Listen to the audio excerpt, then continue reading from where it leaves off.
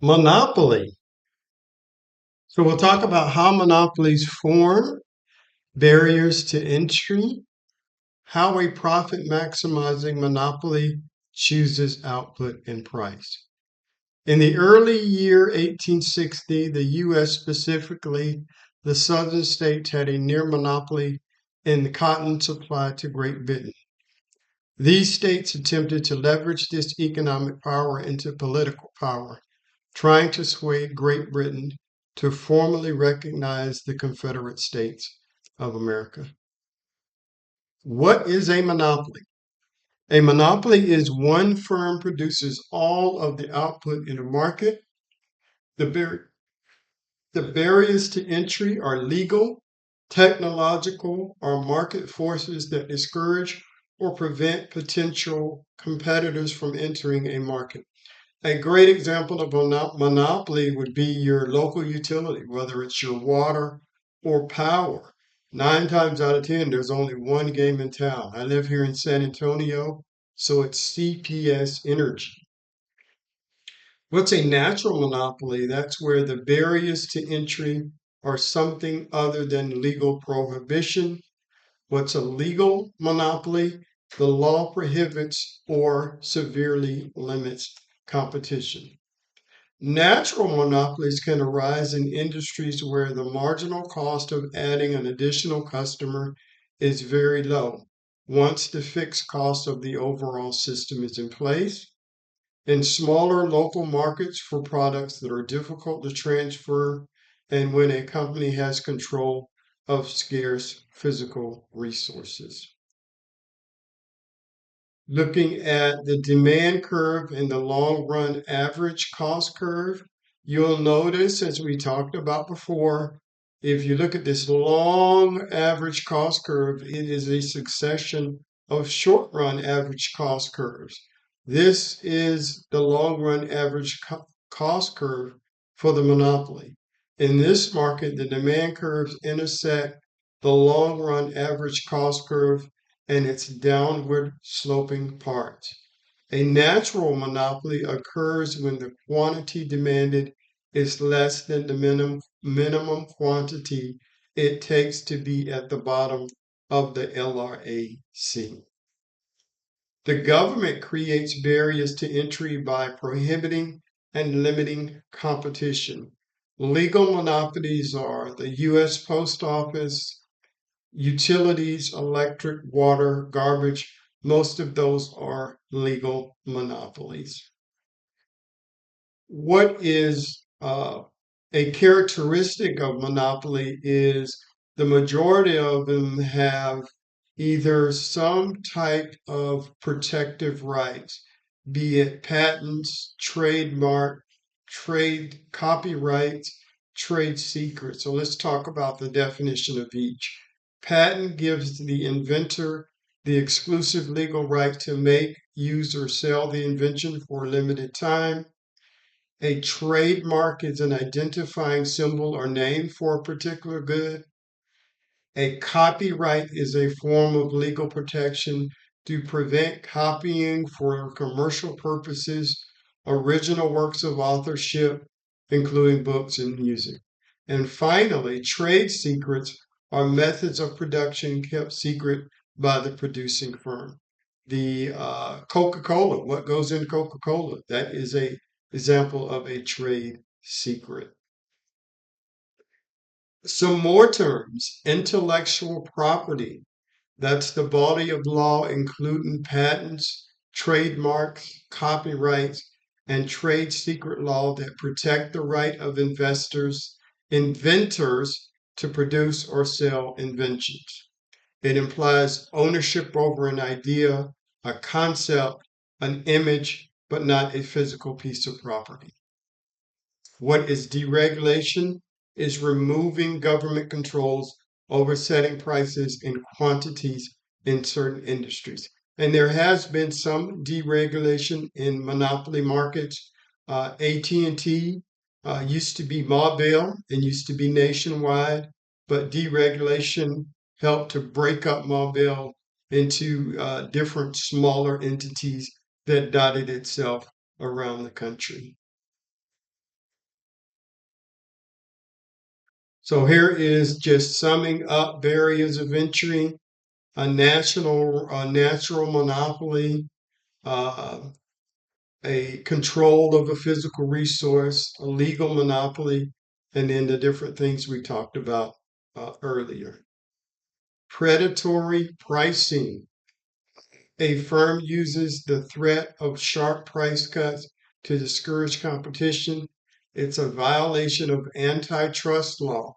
So, antitrust law was introduced in the 1800s in the US to fight against monopoly power, to fight against anti corruption, price gouging, predatory pricing, the Sherman Antitrust Act, the Clayton Act.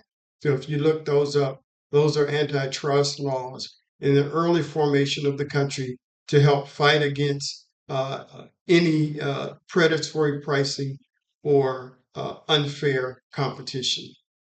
A monopolist can charge any price for its product, but the demand for the firm's product constrains the price. Because the monopolist is the only firm in the market, its demand curve is the same as the market demand curve. In the graph, a perfectly competitive demand curve is flat, as we talked about before. The flat shape means that the firm can sell either a low quantity or a high quantity at the same price.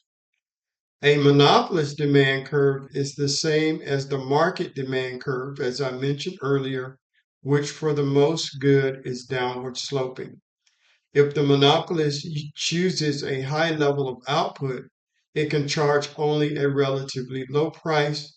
Conversely, if it chooses a low level of output, it can charge a higher price. The challenge for the monopolist is to choose the combination of price and quantity that maximizes profits. In the monopolist, total cost rises as output increases. The highest profit will occur at the quantity where total revenue is the farthest above total cost. You can see these cost curves. You see the total revenue curve and you see the total cost curve. Total revenue for the monopoly firm, called Health Pill first, rises and then falls.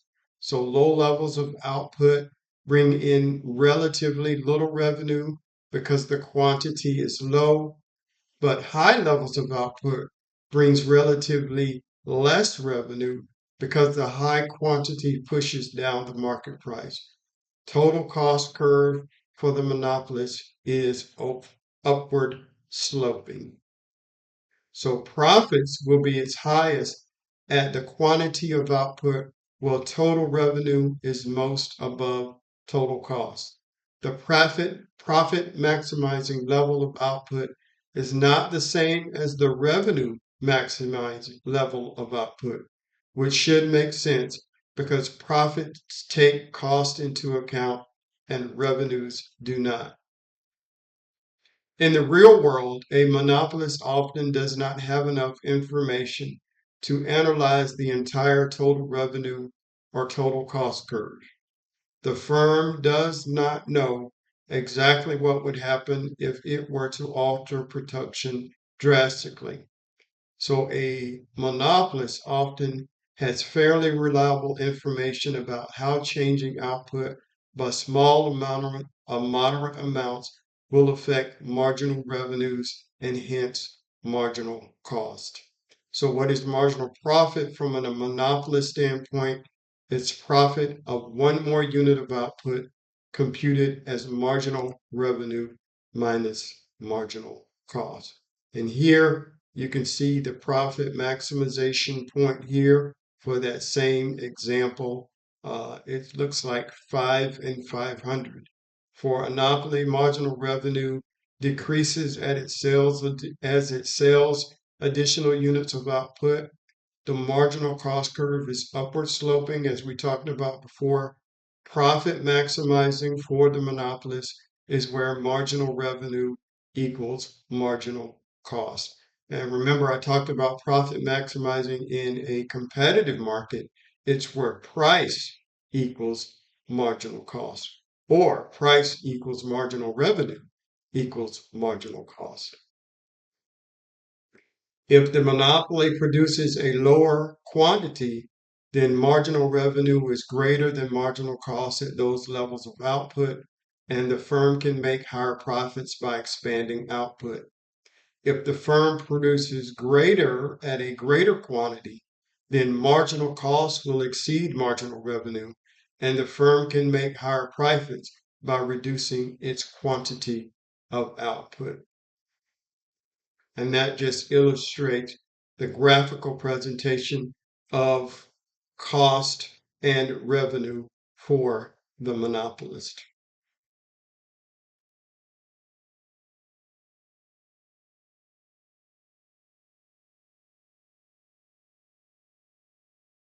So how does a monopolist decide its profit maximizing price? The monopolist determines its profit maximizing level of output. It decides what price to charge. Then you can calculate total revenue, total cost, and profit. So here is step 1, step 2, and step 3.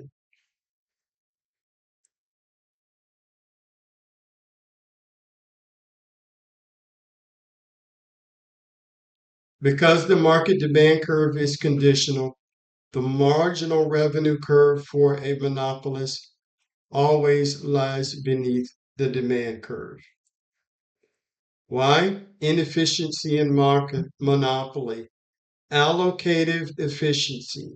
Producing the optimal quantity of some output, the quantity where the marginal benefit to society of one more unit just equals the marginal cost. And that is monopoly. The basic understanding here is understanding where is profit maximization for the monopoly?